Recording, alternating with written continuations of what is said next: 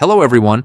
What I'm going to show you in this video has been verified and tested by the mechanics here, so relax. We're about to solve it. If your car threw the P219A code, the first thing you probably thought was, oh no, something broke in the engine. Don't worry, it's not that serious. This code basically means the air-fuel mixture in bank 1 of your engine isn't right. It's like your engine saying, hey, something smells off with this mix. Why does this happen? Most of the time, it's related to the oxygen sensors. These sensors are in the exhaust and tell the computer how much fuel and air are being burned.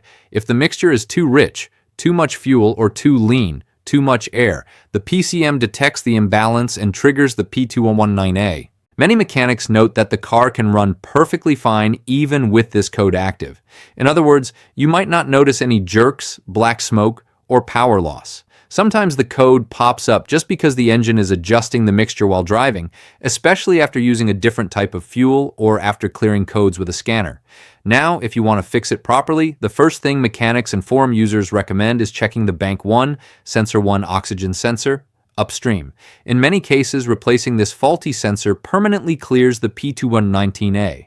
Cheaper sensors may not perform as well, so it's best to use a high-quality one, but not everything is the sensor's fault. Other common causes include air leaks in the intake or exhaust system, dirty MAF or MAP sensors, leaking injectors, or malfunctioning PCV and EGR systems. Any of these can upset the air-fuel mixture, and the engine computer interprets it as a P219A. Many mechanics also recommend doing a smoke or vacuum leak test, especially if you suspect air is getting in where it shouldn't.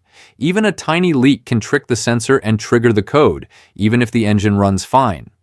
Another interesting note from this shop is that if you used poor quality fuel or E85 in a non-flex fuel engine, that can trigger a temporary P219A.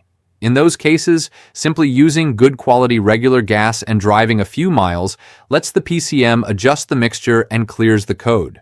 Finally, if the P219A keeps showing up, it's a good idea to check fuel pressure and the injectors.